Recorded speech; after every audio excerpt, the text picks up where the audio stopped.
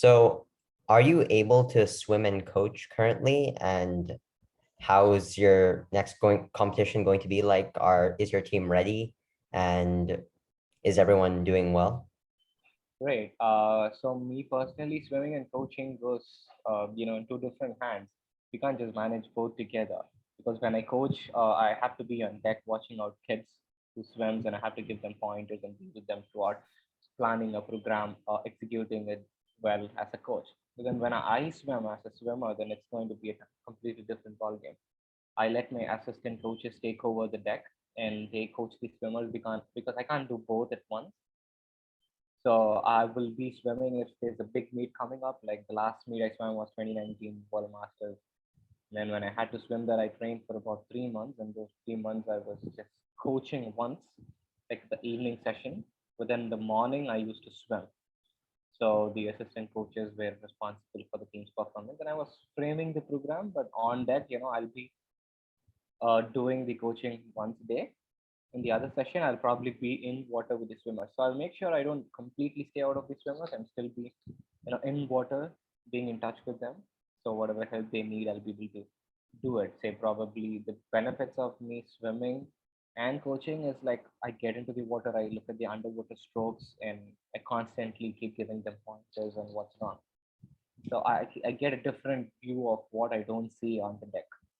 Yeah, So that's that's must be very challenging to be like a very good swimmer and still being a coach at the same time. it is challenging. I get inspiration from a lot of other senior swimmers who are still doing it. Where India, when they start coaching, they quit swimming. Most of these swimmers, elite swimmers who are now coaches, stop swimming. So that's the case where many of the swimmers do. But then there are swimmers overseas where they coach and still swim. So it's just about balancing both. Kind of hard, but if you want to do it, you can just do it. Can't be as fast as the regular swimmers who train year round, but because I train seasonally. If there's a big meet coming up, then I have to train for 3 or 4 months. I have to plan the season right. Then I'll do it, and then the rest of the time, majority of the time, I coach. So it's Yeah. kind of tough, but then I'll give my best shot whenever it comes. Yeah, and you've been very successful in both. So, Thank you so much. It's kind of okay. There's still a lot to do, and both in swimming and as a coach, I think I'll still continue to do both. yeah. So something that I was like really interested in and I don't know much about is how you got into swimming and how you got into coaching. So what was your experience like getting to swimming? How did you get in? Like what age were you at that time? And were you planning to be a coach or a competitive swimmer? Right. So me getting into swimming, there's a lot of things that put things together. So basically, my father was a swimmer, so he had a sport background. He was a national medalist. But then that necessarily did not mean that I had to become a swimmer. I have an elder sister who was also a swimmer. So she was basically a national medalist, national swimmer, even before I started winning at the state level. So I was back then I was just a swimmer who was just going up and down the pool and never won any medal. But then over a period of time, the first inspiration I would give it to my sister when she started winning, and I was like, wow, I think I can do that too. Then I slowly started getting into competitive sport, started training, and I've been in the water since I was 5 years old. Yeah, and then I started competitive training when I was 10 or 11. I started winning medals when I was 13, 14. And Yeah. then I started taking it very seriously and wanted to be in the Indian team when I was 17, 18. That was probably when I first attended an international meet. So over the period of time, got more motivation and started training seriously. And over a period of time, also understood my body, how it worked, and like the events, discussing with my coach, and things went well from there. So Yeah. that's to do with my swim career. I never wanted to stop swimming. I had a lot of bad meets. I had a big bad meet where I trained one full year for a youth Commonwealth game selection trial, but unfortunately, I narrowly missed the qualifying mark by 0.01. So Wow. the other was so close, and I actually didn't swim 6 months after that. I was so fed up with that, and I was like, no, I'm done with this sport. But then at the end, you realize that's not it. You still want to do it for the sport. You've been spending years into it. And you just do not want to right away stop it. And then again I swam, and then 2013 I got qualified for the World University representing India, and then just continued to do it whenever I felt like I just wanted to. And that's by then I had to finish my undergraduate mechanical engineering, and that was kind of hard to balance both, in the year 2014.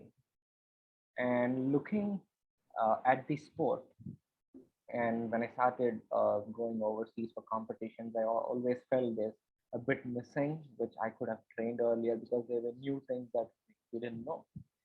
That's when coaching I was interested. That kind of woke me up, and I was like, okay, I need to learn more about the sport.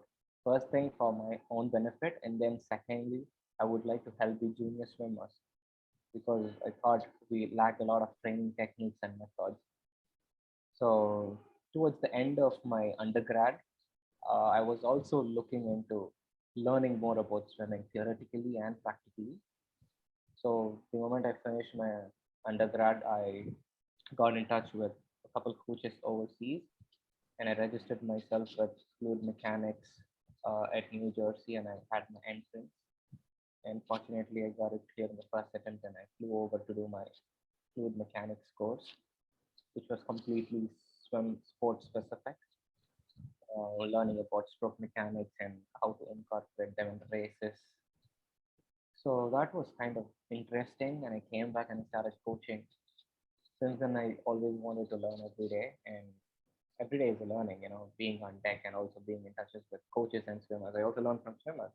Every swimmer responds differently, so you learn a lot from the type of training method and how it actually helps swimmers. Yeah, it must be very beneficial for your swimming as well to see It was. coach. It was. In fact, 2014. That was when I said it was very hard to balance both swimming and the studies, academics. So I did not swim for about 8 months. I went to the US. I was studying the fluid mechanics, and I also joined a swim team. I was very interested to try those new techniques, those drills, and apparently ended up swimming my best time in the 100-meter butterfly short course 54, and a long course 24.9 in the 50-meter butterfly. So it did help me get better as a swimmer, but I decided to spend most of my time coaching because it was interesting that I wanted to share back to the community.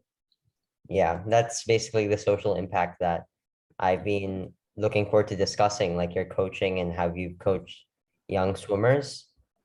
But looking back at like when you were much younger and starting to swim and competitively, who are you looking up to? Were there like any Indian swimmers who you were looking up to? I know you looked up to your sister. Um, Yeah, yeah. So there were a lot of Indian swimmers to mention: Aaron D'Souza, Deepthawal Khadi. These guys were too good in my main stroke, the butterfly. They were all Indian record holders. And then later on, there was this flyer named Ankur Pujaria, who also represented India at Beijing Olympics 2008. So well, he basically trained with Dave Salo at USC, but he's a native Indian, so he represents the country. He represented India at the Olympics and the Commonwealth Games. So he helped me a lot to about 2010 to 14 my collegiate career. He was right there helping me with techniques because he was there. So I had to take videos of my swim and upload it on YouTube or Vimeo, and then he rectified all my mistakes. So I really looked up to him in a lot of ways. He helped me, and I will always be thankful for that. So again, Indian swimmers, yes, 2008, 9, Vedal was at his prime time. He won the gold at the Youth Commonwealth Games. So we definitely looked up to him. well, I never really heard of him. I'll definitely look into him after the interview. Very interesting. Hmm. When you were a younger swimmer, were you like at like 13, 14? Were Hmm. you competing at like state level or already like national level? And did you like progress when you were a swimmer, or were you like always at nationals, or what was your like progression? Right, at 13, I think that was my first. Yeah, at 13 was my first national event participation. It wasn't even a medal. So I think at, at 13 was my first good performance at the state level. I used to do the state level competitions, but I would end up winning a third or fourth. or not even get into the finals. And then 13 was a breakthrough age where I started winning gold medals at the state, and I think that was my first nationals. Yeah, 2007, 13, 14, and then no, that was my second nationals. 2006 was the first, seven was my second, and then eight, nine, I started winning medals at the national. So it was 2 years for me to realize what the national level looked like and put in more effort. So once you appear at the different standard, different arena of competition, you really understand the level of swimmers there, and then you will have to put in more effort. Yeah. So 2 years, 2.5 years of looking at a different arena, I started putting in more efforts and I tweaked my program. My coaches helped me with it. And then 2.5 years later, I started winning nationals. And yeah, progression is the key. You always have to progress. I've had years where I did not improve my times at all, about 6 months to a year. 2010, I switched my main stroke from backstroke to butterfly because I had a stagnation in backstroke. Being an IMR always helped me with that because when I had stagnation in one stroke, I quickly changed to another. And then later on, when I did 2 years of butterfly, eventually my backstroke got better. So after 2 years of no racing backstroke, 2013, when I started swimming back, I ended up doing one double O and a 27 in the 150-meter backstroke, of course. So it also got me better in my stroke techniques by just reserving doing the same stroke over and over again. So the key is, I was an IMR, the 214 IMR. So that did help me with, overcoming stagnation. Yeah. Wow. I didn't know you were an IMer. Yeah, I Oh, was. So I held the 200 IM University national record for 3 years and the state record for another 3 years. nice. So did you go into fly because you were just faster at fly, or was it because of like other strokes, like weren't you were like injured or something, or why did you really choose fly later on? So I used to swim fly when I was about 10, 11 years old. Fly was always the thing. I really liked butterfly and I connected to water well.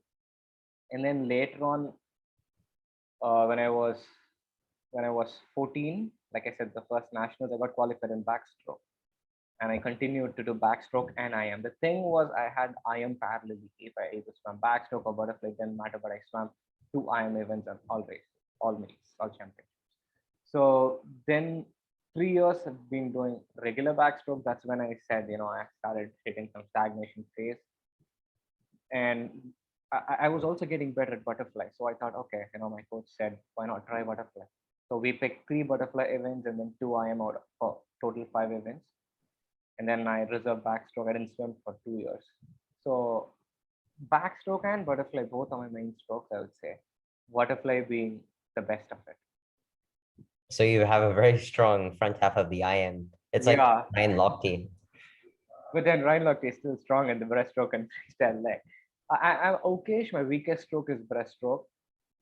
Uh, I missed a couple of meet qualifications because of my breaststroke leg. When I take in consideration of the split times, my breaststroke would be like too slow. My best is a 2:11.8 in the 200 iron long course, but the breaststroke was really slow. I could have gotten it down to about 2:7, 2:8 at least if my breaststroke was strong. Do you think that like swimmers who are naturally like good at fly and back and free, like Michael Phelps or Ryan Lochte, for example, are like automatically kind of worse at breaststroke because of their like body autonomy?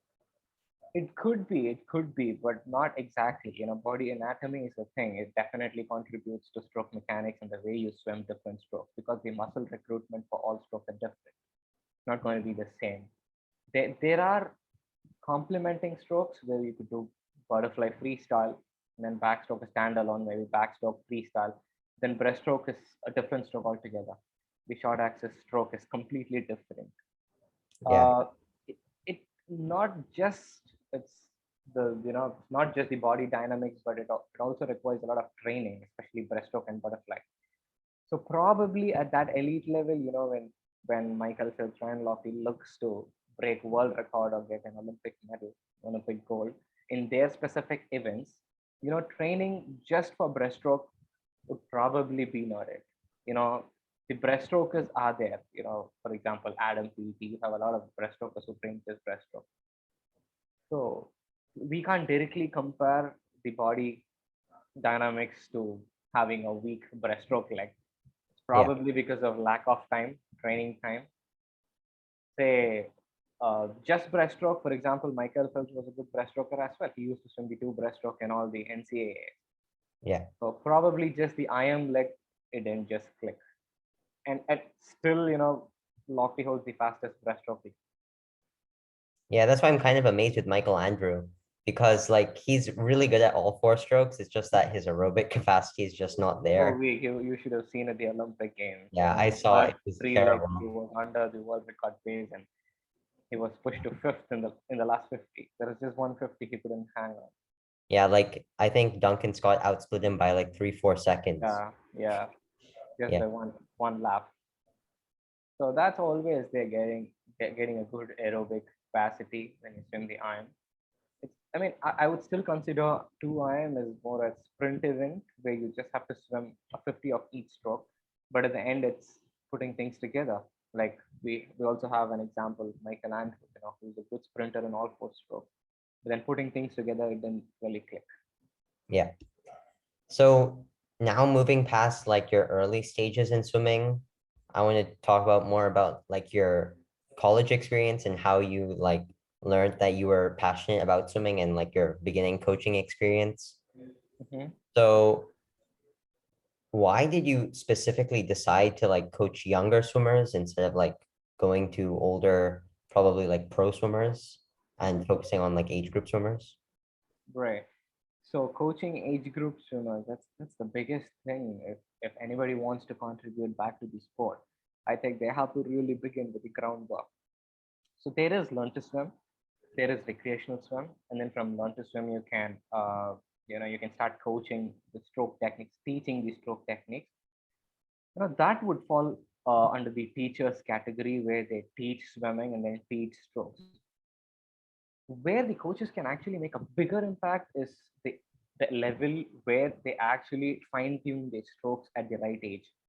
I can't pick swimmer at 25-year-old and then try and change his or her technique. It's going to be hard. This prime time, there's this window of opportunity for every swimmer for at different ages. So ages 9 to 12 being the prime time to learn techniques. You can set your techniques right for the next couple of years. You can always keep changing. You can try and change, but it's not going to be as beneficial as changing at the right age, 9 to 12. The max would be 14 years old, before which the swimmers really have to learn the best techniques and keep it constant, pre-work on that. Wow. Yeah, that's So why I'm focusing a lot on my technique now. yeah, that's very important. There are a lot of swimmers who do not win anything at the age 13, 14. One of them was Adam Peaty. If you have, seen his records, his previous records, his progression. The other Indian swimmer, Sachin Prakash, who's a two-time Olympian. The 200 flyer. So Sachin Prakash and I swam together for a lot of years. So we competed against each other. So till 2011, he did not represent India at any international meets. So he was about 18 then. So 19, when he was 19, he started getting into the Indian squad. And since then, he started breaking all Indian records. He's the fastest flyer now.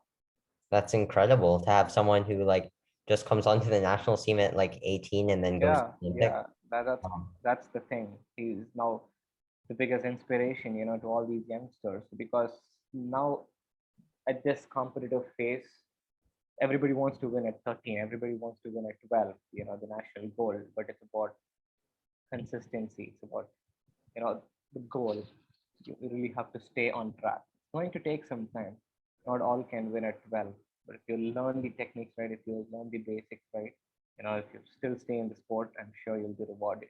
So at 18, 19, I'm sure things are going to fall better. Yeah, that's kind of like my experience. I remember like I started swimming competitively when I was like 10, but I was never really good at all. I was always like going to some competitions, but I was placing like near last. But Mhm. like throughout like the time and now I feel like I'm starting to put up better times and it's just like now that I'm growing, it's better for me as well, and my times are getting faster. So that's good. Mm.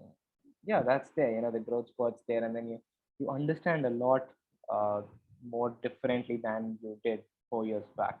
Now you will be able to understand techniques better and clearer. You'll try implementing things better, and you will have the self drive in you. So as you grow older, there's a lot of benefits.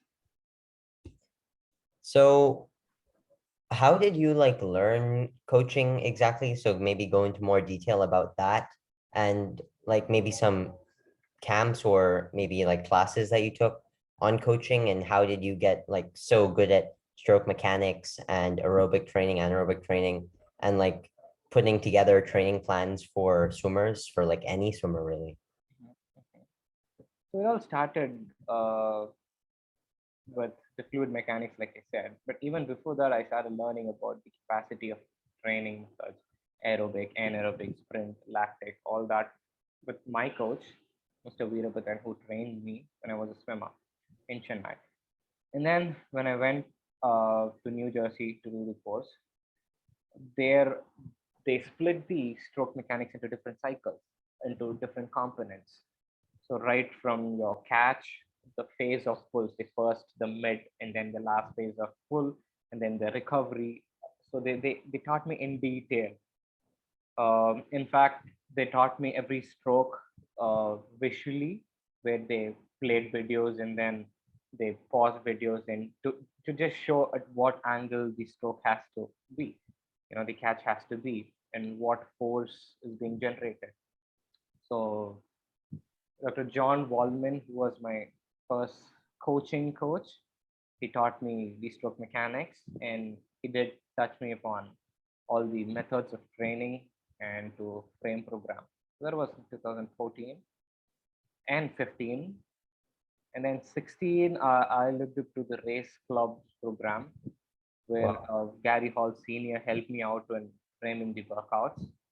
So I did attend his workshops, and both Gary Hall Senior and Junior helped me out with a lot of seasonal plans.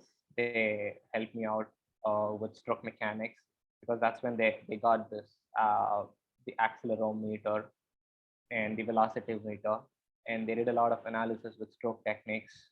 So they broke down stroke into components and saw how much force was generated out of each movement, and then that was really in depth. So I learned a lot from him as well. And in 2018, I wanted to do interns. I had applied. Fortunately, I got it with David Marsh and Dave Sallow. So I flew out to the US, first to USC, University of Southern California. I met Dave Sallow. I was also a volunteer coach at the Sallow swim camp for 14 days. So I did learn a lot from the coaches and the swimmers. There were about 800 swimmers there. So the camp was spread across 2 weeks, focusing on different components of stroke mechanics. So that was a big experience for me, being on deck for more than 10 hours a day with the greatest coaches, to whom I've spoken on calls and over mails, but it was the first time on deck with him. So Dave Salo, he's a brilliant coach. He shared his program and how he does the program for elite swimmers and the collegiate swimmers, because there were two group of swimmers. One was the elite and the Trojans, the collegiate program. So that was a different program. He believes race speed is the key. So the race pace training. So I learned a lot from him. I met John Urbanchek, who's the senior Wow. most in the USA. He trained Phelps. He trained a lot more swimmers at Colorado Springs at Olympic camps. So that's where I learned the Urbanchek color coding system of programming. So if you could just Google up, you'll see John Urbanchek's method of training. So he gave me his pace charts, and he gave me two complete seasonal plan, which had about 300, 400 workouts. He Wow. asked me to sit and read them all and try and rewrite programs according to what I want. So that was definitely a great exposure working with him on that. And worked with Connor Dwyer on pace times. And then we had a couple meets, invite meets there. So I had a chance to meet a lot other coaches, Bob Bauman, Mark Schubert. Wow. So they were the legendary coaches with whom I had quick discussions. And then after the meet, I went to uh, San Diego. So UCSD, that's where David Marsh coaches Team Elite.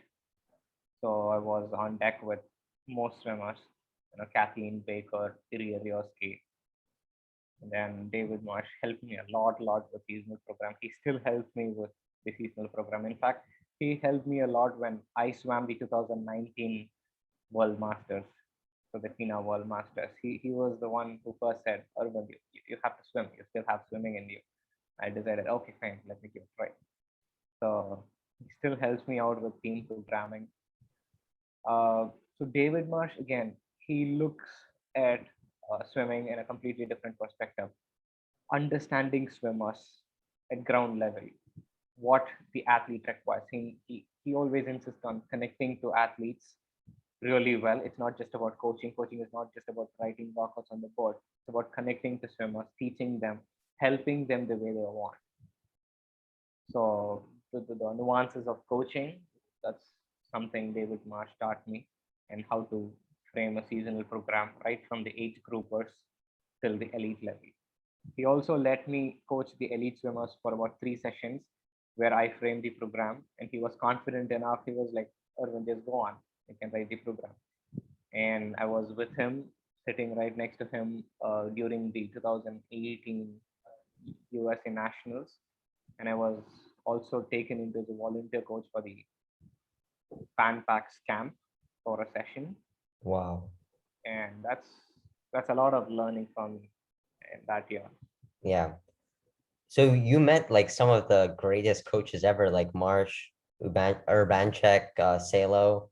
Mhm. Do you feel like they coached differently and had different perspectives on like the coaching philosophy?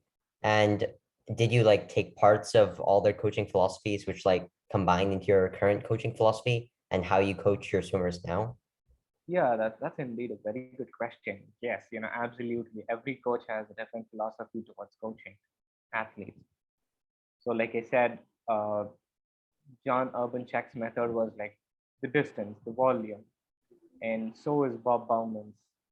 You know, the volume counts, repeated workouts counts, but Dave Salo was like, no, the volume doesn't count. Right? So, there's no end to the methods of training.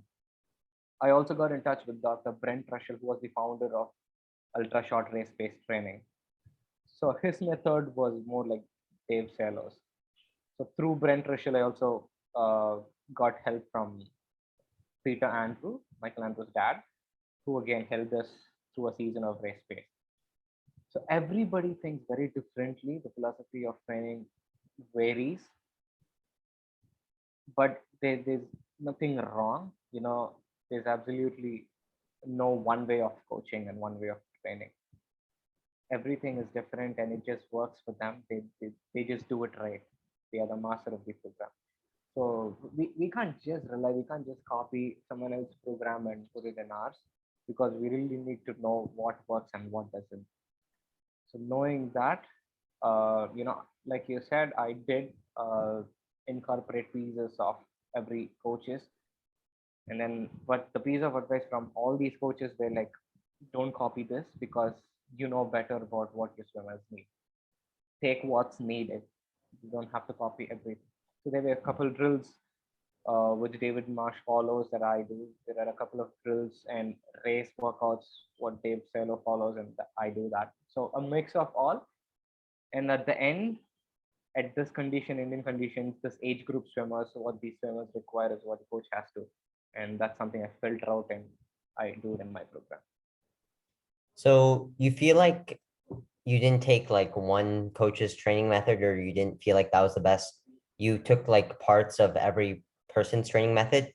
So for example, do you like do USRPT and distance with your swimmers, or does it depend on like their group or their event focus, or what's like the training plan for your swimmers? Yeah, so for this question, like I said, I learned a lot of USRPT methods and how to program them, how to execute them from Dr. Brent Russell and Dave Salo. also from David Marsh, and I learned the distance program from Bob Bauman and John Urbanchek. So in our program here in Chennai, we do have distance program where a lot of influence from Coach John Urbanchek in here. And we do have USRPT, but we just don't do USRPT all the time. USRPT, the race-based training, is a part of a training program towards the end sprint phase. So that is also included. So it's not just one coach's method that I'm incorporating in here. It's a whole seasonal plan, and we do have components of different things. We do have long distances program for the sprinters early in the season, setting their aerobic capacity right, and then later on getting into specific training, ending up with a lot of short sprints and race-based training. So we don't just do one component, we do everything at the right phase. Yeah. And going back to like your experiences with these legendary coaches, is there like one coach who like said something or had like a philosophy about something which you really felt like was incredible and that you passed on to how you coach your swimmers now and maybe how you swim? Right.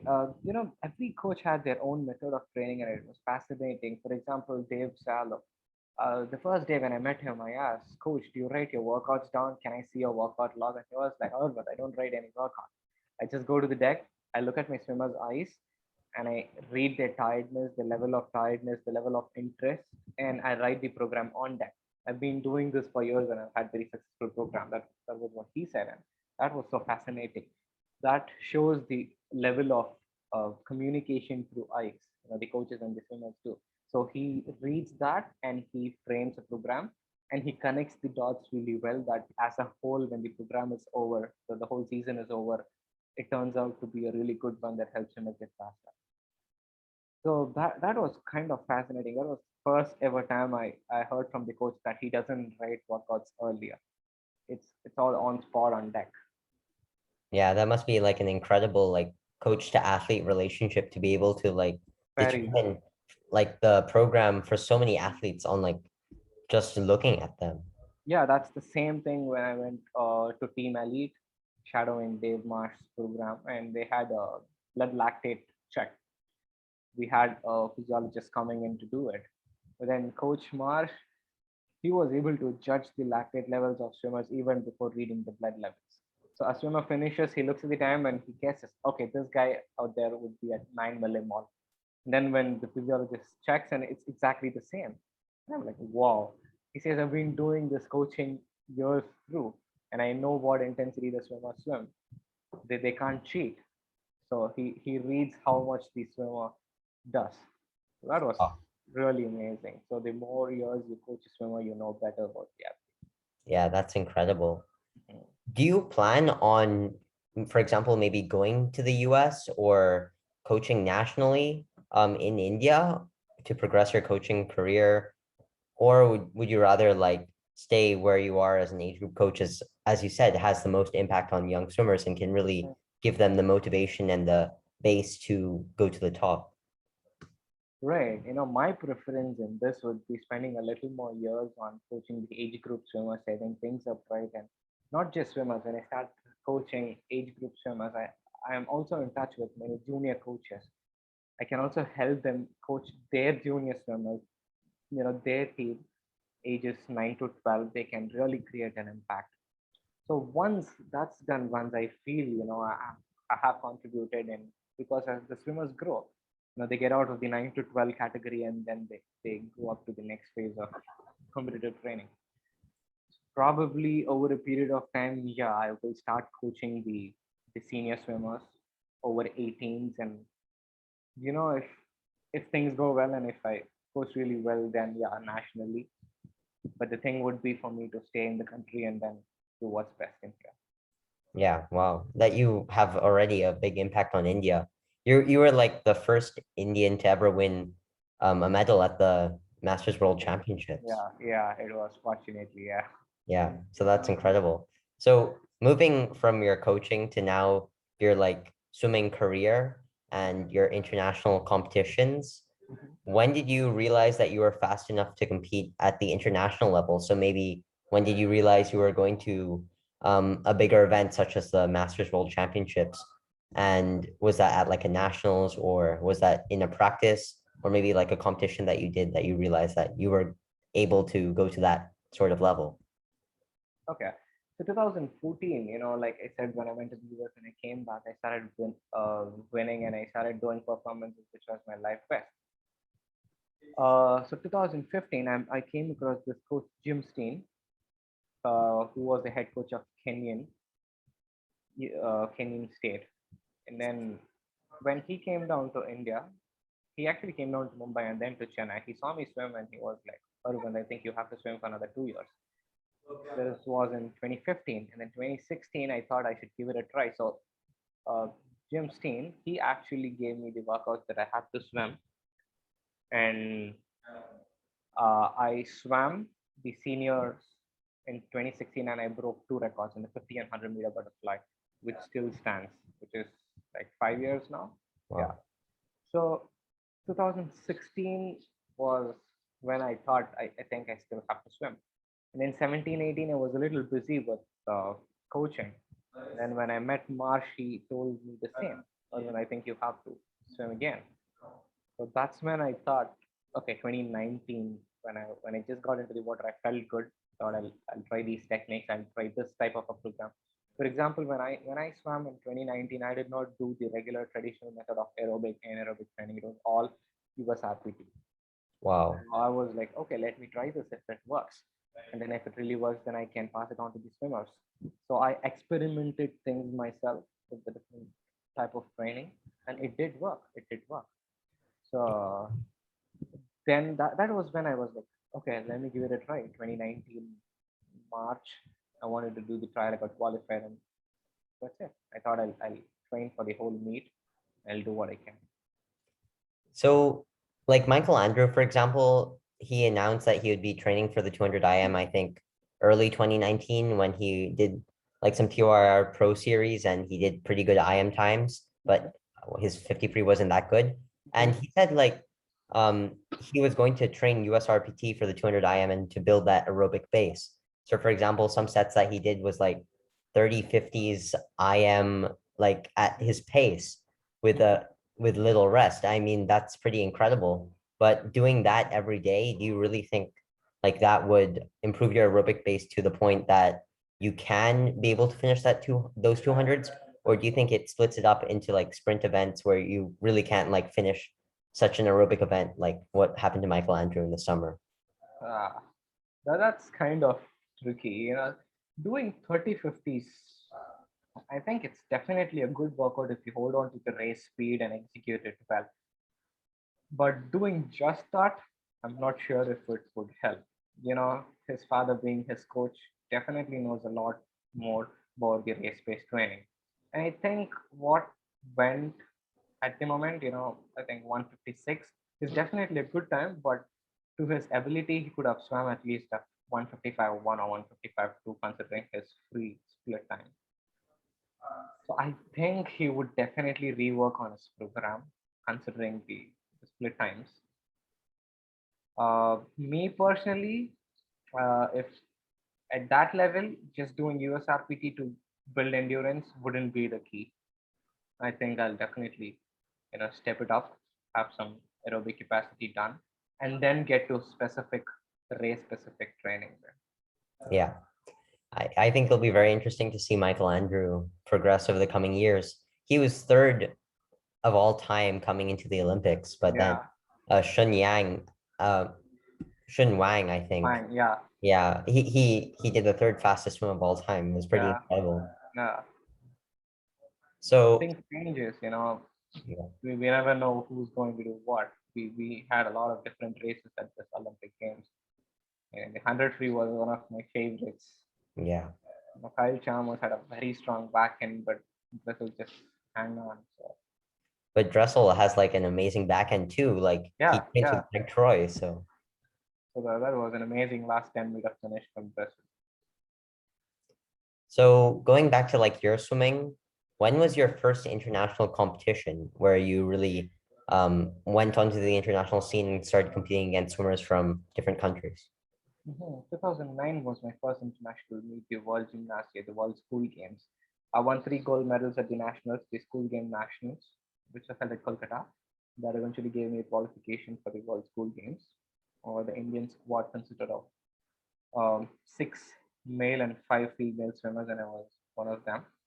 So that was my first big stage meet, and I ended up placing 28th in the 200 back and 31st in the 400 arm. Yeah, so Well, that was you did the 400 IM and 200 yeah, back. My 200 God. back and the 400 arm, and we also swam the relay, but of course not even into the semis. But yeah, it was a good racing experience, and that's when I thought there's so much for me to improve. Even if I was the fastest in my age group in the country, when I just stepped out, there's so much. I wasn't even close to them. So I still remember that year, that month, I wrote on my training log that I have to win for the country. I have to put an effort and I have to win for the country. And it took me 10 years. In 2019, I actually did that. So, nothing comes overnight. You just have to keep going on. And going to the Masters World Championships of 2019, Mhm. when did you know you were going to qualify, and how was the qualification experience? How did you feel during the race, and how did you feel about the outcome of the race? Right. The qualifying criteria for the World Championships, you just have to send your entries. You just have to get an approval from Swimming Federation of India. I had earlier done the qualification time, so you should actually do the qualification time within the first year of the meet. Say my qualification period was 2018 July to 2019 June. I swam a meet in 2018, the 50 and 100 meter butterfly, and both of them were under the qualification time. So I had sent those certificates to the Swimming Federation of India, and they had approved mine. Then later on, they sent that to FINA, and I got a confirmation mail. That was like purely great when I got the mail confirmation mail from FINA saying that you got your qualification spot and you're included in this. And I was anyway hoping for it, and I started training even before that. And my race outcome wasn't happy enough, is what I would say. I was actually the top seed for the 100 fly, and I had a very bad experience there. Uh, I think the travel kind of hit me, and I wasn't keeping well during the meet. I was throwing up and Oh, I don't know what not. I got a lot of cramping. I was dehydrated, but it is what it is. The last 15 meters of the race, I was totally sinking. My legs weren't up there.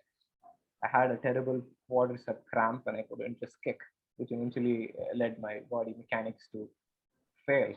I was kind of swimming a vertical butterfly. I was creating a lot of drag. My speed. I did a race analysis of my own 100 fly, and I came to know the last 15 meters the speed was one third of what I average swam. So it oh, was so bad. The last 15 just with the cramp. I incurred a lot of resistance, and I was kind of leading the race till 90-meter mark, and then the last 10 meters I was pushed to third. Uh, it's okay, happy with what I did, but not exactly the way I wanted to yeah. continue. It was still a huge accomplishment for India and for you. Mhm. Yeah. So, talking more about the travel, did you do like what what the athletes for the World Championships would do, like going there like a week early and staying in the village of for the World Championships? So I went 3 days earlier. I should have done it probably 5 days. I did 3 days, but my travel was all planned. I took a break at Singapore and I was always on with my foam roller. Because the time change, my nutrition protocol was kind of affected. I tried to keep it in place, but then didn't go as I planned. The first day I was fine, trying to keep up with the times. Uh, Second, third day, I didn't quite feel well. The first day of the race, I had a 50-meter butterfly. I ended up finishing fifth in that. So with a timing of 25.6, it's kind of confident. But that night, you know, altogether nervousness, I think food, everything just just turned it upside down. The next day, I didn't turn up for the warm up at all. In fact, the morning session, I didn't go to the pool for warm up. I couldn't sleep the night, so I thought I'll just rest my body. Well, I didn't go for an early warm up. I just went for the afternoon session. I did some warm up. In fact, I didn't strain my body at all. I remember what I did. I just did 100 easy, 100 swim, and then 425 kick and 425 sprint. That's all. So just about 400, 500 meters, and I was out of the water. And I changed to my skins, and I was ready for the race. Yeah, but then I'm happy with what I did. Not exactly the way I wanted. Yeah. So So talking about that 50 fly, were you happy with that performance? And do you think that gave you the momentum to like put you in a good mindset leading up to the 100 fly? yeah, it definitely did. In fact, I wanted to finish the race in 22 strokes, but I took 23. That was kind of disappointing. But whenever I take 23 strokes, it's always about 25.75 or 25.85 to 25.9. But I was surprised to see 25.6 on the board. So probably if I had executed it well with 22 strokes, I would have done a 25.2. And that gave me a lot of confidence to the 100 fly. With the 100 fly, the first 75 went exactly as per plan. I wanted to turn in 17 strokes. I did that. 7 underwaters of the turn walls. I did that. And 8 strokes till 75-meter mark. I did that. And after that is when things started falling apart. I'm so like interested by like race strategy because when like I haven't had a chance to race in the past 2 years, so I haven't really been able to develop my strategy that well. But before, I remember just like going in and racing, I didn't have any strategy at all. Like my 100 free PB, I just like sprinted and I added like 7 seconds for like the 50 difference. So were you like consciously thinking about like your kick counts, stroke counts, and your underwaters for the whole race, or was that just something like you practiced so much that it was just muscle memory at that point? Always, that comes by training. I think I started doing this from 2012. My coach was like, you, because there was one meet where I actually got disqualified. I usually do 8 kicks underwater and I exactly break at 14.9 after a start dive. I did 9 kicks, which I did not know, and I crossed 15-meter mark and it led to a disqualification. That's when my coach asked me to start counting the number of kicks. And then there was one meet where I did not touch the wall right. I had a glide finish to the wall. Even now, many elite swimmers, get that, unfortunately. So to work on that, I had to count my strokes, and I had to count my strokes every day in training. So me personally, I know my stroke count for a warm up freestyle, for a racing freestyle. I know my stroke count for a warm up 50 back, 100 back, 200 back. I know my warm up 50 fly and the racing 50 fly stroke count. So that includes the breathing pattern. I take a breathe on my 13th stroke, 18th stroke, and then finish the race for the 50. So it started from the training. And then when I started working more on race specific race components, race pace, it's not just about the time, but also the stroke counts, the number of underwater kicks, the number of strokes, and the time. So Yeah, that really matters. I feel like that's something I should work on now because I You really don't should, you have that. will. Yeah. So looking to your 100 fly, it's your best event, right? Mhm. And how did you feel in like the heats, and did you have semifinals?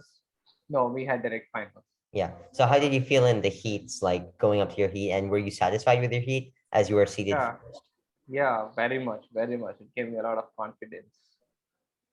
And were you able to like turn that confidence into like energy for your swim, or do you think like you were so confident that it didn't really work out, or were you still a bit nervous leading up to the final? Yeah, that's the thing. I know I was the top seed. I actually wanted to do faster timings, but I was always nervous. I was never overconfident thinking I was top seed and I could just nail it. I was kind of still nervous. But the thing was, I was probably not confident enough or probably not strong enough mentally to push in the last 10-15 meters. That's something I regret. Yeah. Do you think like your last 10, 15 meters was because of your recovery, or your warm up, you didn't warm up enough, or because of just your travel experience, or do you think you could have or do you think you could have prevented that, or do you think that it was just something that was destined to happen and you couldn't really fix it? That's the thing. It's supposed, it's probably destined to happen. But also, I swam a 100-meter butterfly race at the state championship just before leaving for my FINA Master Worlds, which I think I shouldn't have done. The first thing David Marsh told me after the race, after the Guangzhou 100 fly race, was, Arvind, you shouldn't have swam the 100-meter butterfly at the state championship. Your body isn't ready to race multiple times. You were training race pace, you were on gold standards, you were on gold times just to swim 100 fly fast. You your body probably couldn't have adapted to multiple races. So he said that was a very bad idea, me swimming, because I didn't tell him that I'm swimming the state championship just before the worlds. So I swam 100 fly here, and the next day I took my flight out to Singapore and Korea. So I think I shouldn't have swam the 100 fly just before the big event. I should have reserved it. So maybe could have done it better, but again, it's a learning for me. Yeah. And before your race, did you speak to Coach Marsh or any other person? Did you have like any like motivation from anyone that you were keeping in your mind before the race, or any No, motivation I from yourself? I I did talk to Coach Marsh, and I spoke to a couple of the coaches, who were my well wishers and who probably wanted me to win. And they were the other Indian swimmers. They're at the gallery with the Indian flag, so which gave me a lot of motivation when I stepped onto the block. Lining up in front of the block, seeing a country's flag, it was like, wow, I just have to do it. So got a piece of advice from Marsh. The first thing he told me was, go up to the victory stands if you really want to win the medal. Sit there, watch the victory podium, visualize that you're going to win a medal. So Wow. that's the thing that he told me on day one. And he told me to, be confident, walk confidently, because there were this swimmers from Thailand, there were the swimmers from the US. The squad looked so strong, and I was so worried. He said, "Don't look at it. You know, wear your headphones and just walk like a champion. You have to live like one to be one." Wow. So these were the first few words I got from him. And after that, I was like, "Okay, I'm the winner. I have to be one." So these were very motivating. And again, my team swimmers were cheering me from there. We did even the call room. I had my phone with me. We had a video call. The swimmers were cheering me. So it was a different experience there at the call room. That's incredible advice and some incredible like teamwork and motivation. And I think it led to a pretty good race, like a historic race. Mm-hmm. And in your post your race, when you went to the podium, and you received your medal, and how was that experience for you? Were you like amazed? Were you still thinking about like how you could have improved your race? Or were you thinking about like how incredible it was that you won the first medal at the World Championships for India? It was definitely great. The previous day I had the 50 fly. So basically at the World Champs, the first six swimmers get medal. So the first three on the podium, and position number 4, 5, and 6 will be standing next to the podium, and they'll also win a medal and a certificate. So day one, when I actually won the fifth, and I still got a medal and a certificate for the fifth place, I was staring at the victory podium, and I'm like, I hope I get to the podium on the second day. So when I actually did, I felt so great. It was definitely a great moment. But later on, after winning the medal, I saw the Indian flag up there on the third spot. Uh, could have been the first, like, but probably at that moment I did not feel bad. I was just enjoying the moment. I was so happy that I am winning a medal. But then that night when I came and I replayed the race, I was like, could have done well, could have done better. Yeah, I think that's the mentality of every swimmer. Everyone, Yeah. yeah. So how did you deal with like the attention, or how was like your experience with everyone at home in Chennai, especially? like congratulating you, and how did you feel about that, and how did you handle all of that? It was such a great moment for me. It was actually being the Independence Day of a country, and that was an achievement for the country. Uh, my family was extremely happy, and everyone was watching my race on YouTube. There was a live stream, and they were watching it on the TV. When I came back to India, the whole family, my swim team, the swim fraternity had come to the airport to welcome me, and it was such a wonderful moment, to see them all. They were all cheering me. They all came to the airport to send me off, and again with a medal to receive me was the greatest thing for me. Yeah. So I like saw some of your like interviews past that, some like articles after that, and you said that you were focusing on the next meet, which was like the Pan American Masters, which was Mhm. canceled or Yeah. like postponed maybe because of COVID. So Mhm. do you intend on swimming competitively in the Masters scene and going to these huge competitions more? Yeah, definitely yes. Like I said, the meet that went was one of those meets. Could have gone better. Like I always tell my swimmers, if it really doesn't satisfy you, if it's not the best thing you did, then it's not the end. You still have to work. You have to finish it off the way it has to be.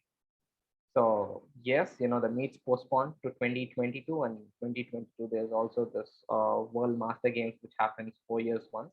That's going to be held in Japan, Kansai.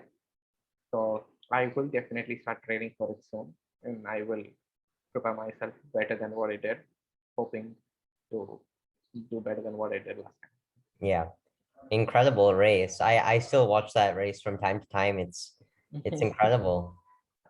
So now to kind of close as we're reaching like the 1 hour mark, I do you have time for just a few more questions? Go ahead, go ahead. Yeah. So, what are you most proud of in your swimming career? It might not have to be like a medal or someone that you met, or but just in general, like what are you most proud of? Hmm. I think 2018 when I got my interns click with David Marsh, I went there up to his office, and I saw a thousand files, if I'm not exaggerating, which was under rejection list. And I was like, Coach Marsh, what is that? What are those? He said those were my intern applications, and I'm not going to accept any of it at the moment. I don't think these athletes, these coaches qualify to be on deck. And I asked him, so do you think I qualify? He said, yeah. And that was the biggest thing. And I was Wow. like, wow, out of all those people, I got my interns in my very first attempt, and I'm here shadowing Coach Marsh's program on deck. So I think I'm extremely proud of that. And yes, the medal 2019. Yeah, that's incredible to especially have such to be able to talk with coaches like that. I mean, I'm very interested also in the coaching side of swimming and maybe would be interested in pursuing that later on. So that's incredible. And last question, if someone maybe in India or around the world wanted to become a swimmer or a swim coach like you, what advice would you give them? Right. So the best thing I would tell them, there are so many advices, but the best thing I would tell them is be patient and consistent. At younger age, learn the right mechanics, the right techniques, be disciplined, work on getting better every day. Don't try to win a medal or try to set your goals, and don't confine limits. You just have to get better every day. The race is against yourself. So start early, do the right things at the right age, and wait for the outcome. Don't compare yourself with another swimmer. Yeah, I think that's a very powerful message to close and something I'll try to implement now that hopefully like um I think like a meet in June next year I'll be able to like compete maybe in like Maharashtra Wow, meet. So I'm hoping to train for that and to using that advice, I think it would be incredible. you should. I'll be happy to help you any day. I'm sure you have a lot of abilities in you, and Coach Gayatri was telling me that you're back in town and you'll start training soon. So, so happy to hear that. And I Yeah. wish you the very best for your endeavors. Thank you. I also wish you the very best for your swimming later on and also your coaching now in the meet in a couple of days. Thank you so much. Yeah. So thank you for giving me your time. It has been really interesting. I found it like incredible that you met all these incredible coaches and that you've taken their philosophies and implemented them in your swimming and your coaching. Mhm. So I hope to see you soon, maybe later on. Yeah. Yeah, sure. My pleasure to be here. And thank you again. Yeah. Thank you. Yeah, bye bye. Good one.